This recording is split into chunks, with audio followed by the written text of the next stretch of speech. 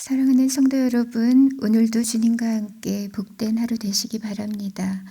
우리 함께 공동 기도문을 교독함으로 하나님께 중보의 기도를 올려드리겠습니다. 마음 모아 샘물의 기도를 하나님께 드리겠습니다. 먼저 우리의 믿음을 고백합니다. 예수님은 우리의 주인이 되십니다. 주인 되신 예수님 앞에서 겸손한 마음을 허락하시고 나의 뜻보다 주님의 뜻을 따르는 선한 청지기가 되게 하소서. 교회와 예배를 위해 기도합니다. 우리 샘물교회가 교회다운 교회, 기도하는 교회가 되게 하소서. 온 교회가 예배의 영광과 회복의 기쁨을 누리게 하시고 세상 가운데 주님의 사랑을 흘려보내는 샘물이 되게 하소서. 주께서 친히 임재하셔서 샘물의 주인이 되어주소서. 목장을 위해 기도합니다. 선한 목자 되신 예수님, 샘물의 목장을 푸른 풀밭으로 쉴 만한 물가로 인도하여 주소서. 목자를 세우셨으니 감당할 만한 힘과 지혜를 주시고 성긴 가운데 부족함이 없도록 모든 필요를 채워주소서. 목장 모임을 통해 주님의 사랑을 깊이 체험하고 더욱 성숙한 신앙인이 되게 하소서. 다음 세대를 위해 기도합니다. 샘물의 다음 세대들이 믿음 가운데 서게 하소서.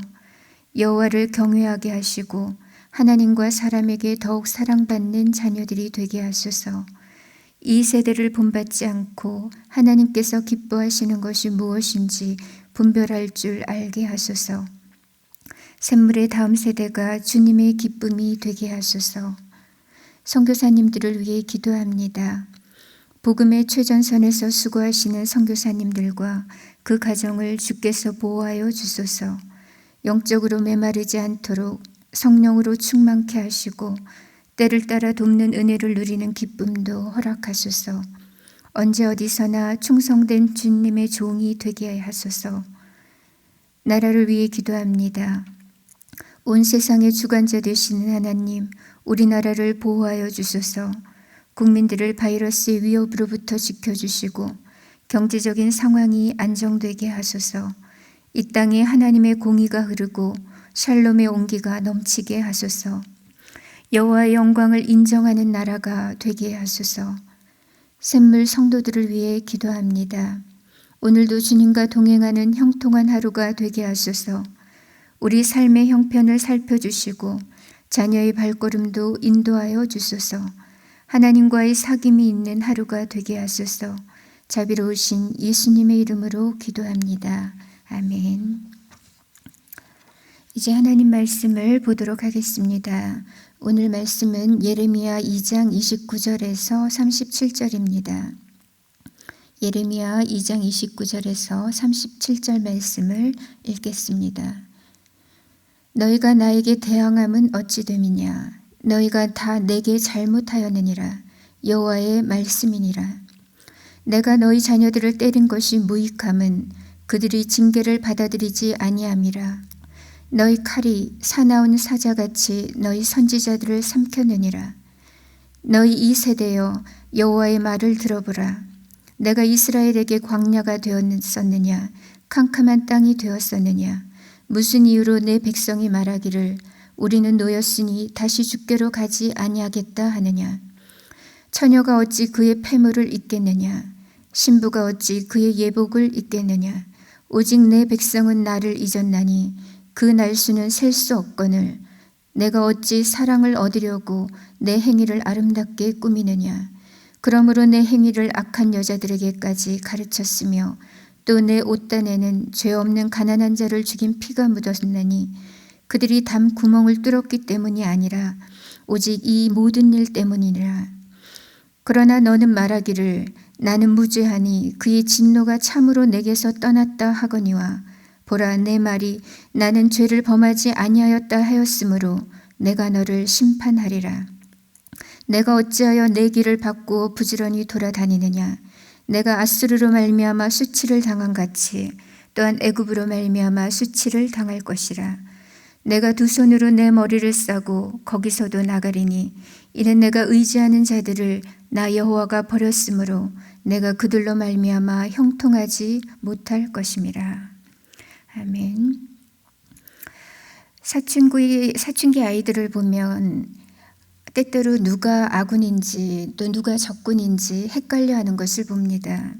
사실 부모는 둘도 없는 그 아이들의 조력자이고 같은 편임에도 불구하고 이 시기의 아이들은 부모를 마치 적군처럼 간주하곤 합니다.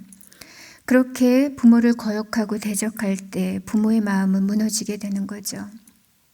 그런데 오늘 본문 29절을 보면 하나님의 자녀인 유다 백성들이 하나님을 향하여 대적했다고 했습니다.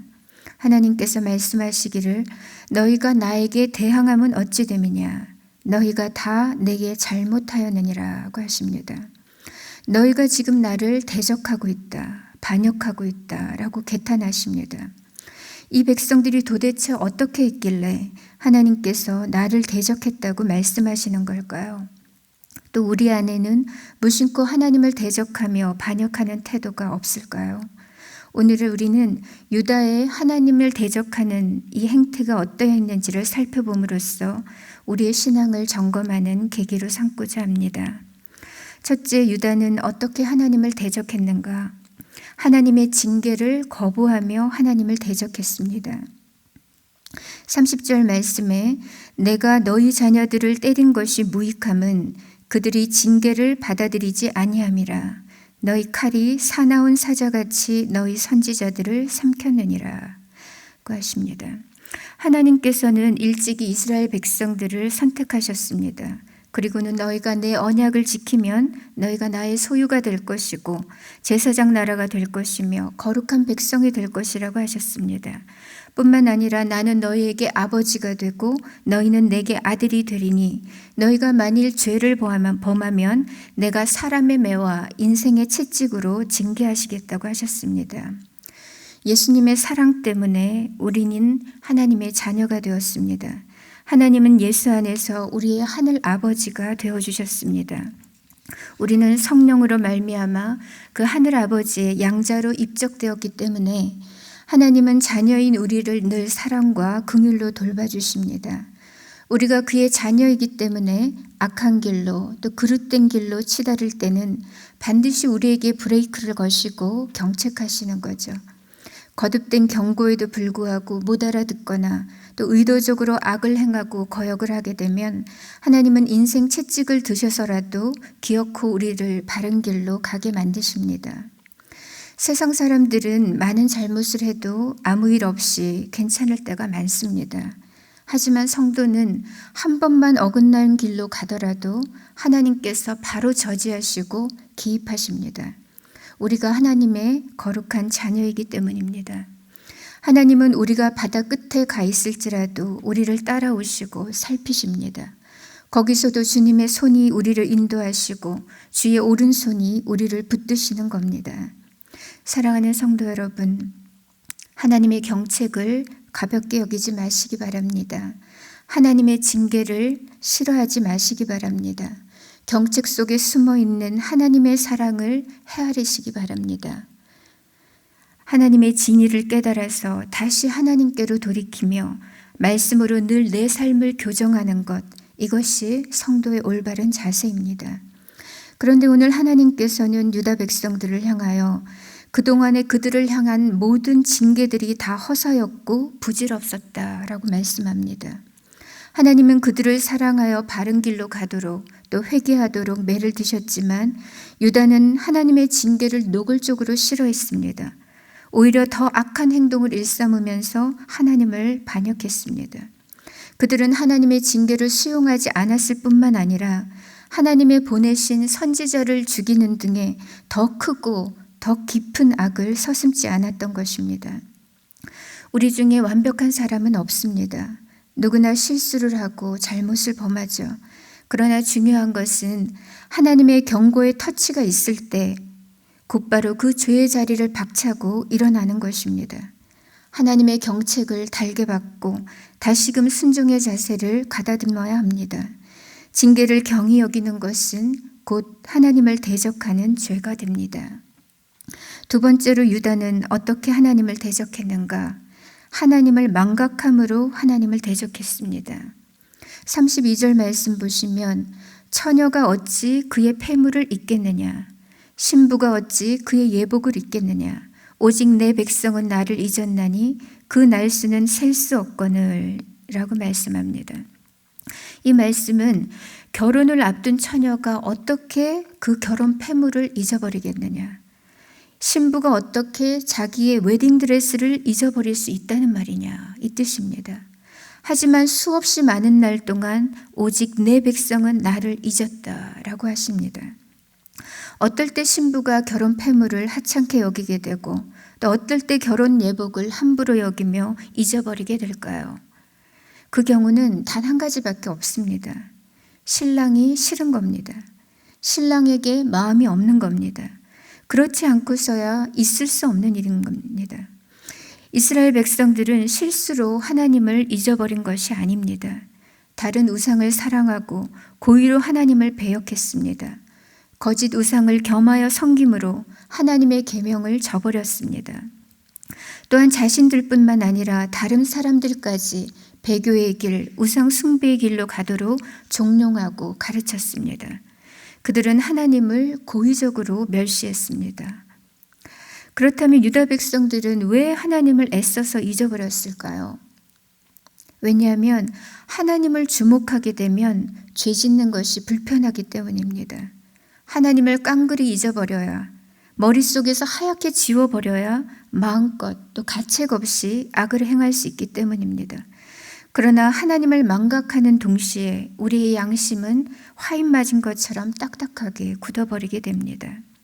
이렇게 해서 유다 백성들은 영적으로만 무뎌진 것이 아니라, 무너진 것이 아니라 윤리적으로, 도덕적으로도 최악의 상태가 되어갔습니다.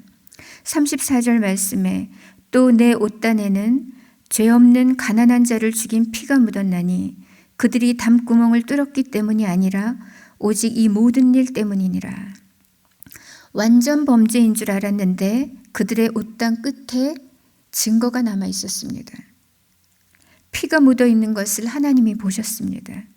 상대방이 먼저 그의 집 담에 구멍을 내고 침입해 들어왔기 때문에 정당방위로 죽인 것이 아니라는 겁니다.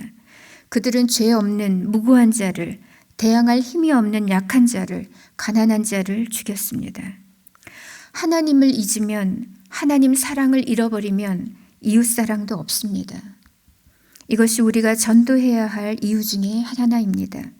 우리가 아무리 이 사회를 따뜻하고 아름답게 또 공의롭게 만들고 싶어도 각 사람의 심령 속에 예수님이 없으면 결단코 근본적인 변화는 기대할 수가 없습니다. 최근 전주에서 중고등학생들이 중학생 한 명을 폭행한 사건이 있었습니다. 1시간 반 동안이나 이 아이를 끌고 다니면서 집단으로 폭행을 했다고 해요. 그런데 그 폭행의 이유가 뭔가 하니까 그 중학생이 평소에 건방져 보이고 말을 듣지 않았다는 겁니다. 그래서 그들은 이 중학생을 집단으로 폭행했을 뿐만 아니라 그의 코와 입을 막고 숨을 쉬지 못하게 하고 정신을 잃게 만드는 그 소위 기절놀이를 했다는 거예요. 아이가 정신을 잃으면 다시 때려서 깨우거나 바닥에 내리꽂아서 깨웠다고 합니다. 이것은 기절놀이가 아니죠. 살인 미수입니다. 어떻게 청소년들이 이런 일까지 행할 수 있는지 모르겠습니다. 그 피해자 부모의 마음이 어떻겠습니까? 또 그 아이는 또 얼마나 큰 상처를 받았을까요? 인간은 어디까지 악해질 수 있는가? 하나님이 없는 사람은, 하나님을 잊은 사람은 지옥의 바닥까지도 이를 수 있습니다. 유다 백성들이 그토록 하나님을 대적하며 악으로 치달았던 그 근본적인 원인은 그들이 고의적으로 하나님을 망각했기 때문입니다. 하나님의 사랑을 잊고 언약을 잊고 거룩한 말씀을 버렸기 때문입니다. 마지막으로 유다 백성들은 완악하게 하나님을 대적했습니다. 자녀들이 잘못을 했을 때 부모는 사랑하는 자녀를 훈육할 책임이 있습니다. 그런데 그때 자녀가 바로 잘못을 깨닫고 다시는 안 그러겠다고 반성을 하게 되면 문제가 간단하게 끝납니다. 견책의 목적이 그릇된 마음과 행위를 교정하는 데 있기 때문입니다. 하지만 계속해서 거짓말을 하거나 잘못이 없다고 고집을 부리게 되면 오히려 오래 걸립니다. 부모도 아이도 힘들어지게 되는 거죠. 35절 말씀을 보면 그러나 너는 말하기를 나는 무죄하니 그의 진노가 참으로 내게서 떠났다 하거니와 보라 내 말이 나는 죄를 범하지 아니하였다 하였으므로 내가 너를 심판하리라. 하나님께서는 너희가 생수의 근원인 나를 버렸다. 우상을 따라 행음했고 선지자와 이웃을 죽였고 인애와 공의를 버렸다고 책망하셨습니다. 그런데 이 유다 백성들은 이 책망에 대해서 어떻게 반응했을까요? 그들은 말하기를 나에게는 아무런 죄가 없다. 나는 하나님의 진노와 무관하다. 나는 죄가 없다. 라고 우겼습니다. 그러자 하나님께서 분노하십니다. 너희가 끝까지 죄가 없다고 뻔뻔하게 부인하는구나. 너희가 죄가 없다고 하니 그러므로 내가 너희를 심판하겠다. 라고 말씀하십니다. 잠언 28장 13절에 자기의 죄를 숨기는 자는 형통하지 못하나 죄를 자복하고 버리는 자는 불쌍히 여김을 받는다고 했습니다.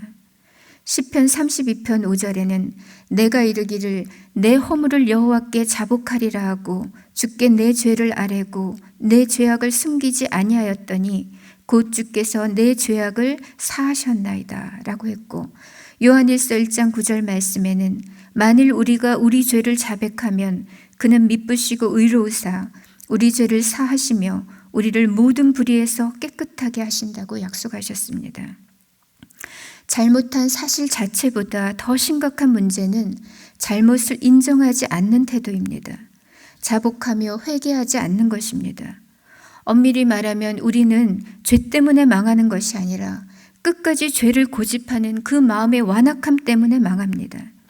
하나님께로 돌이키지 않는 그 뻔뻔함 때문에 심판에 이르게 되는 것입니다.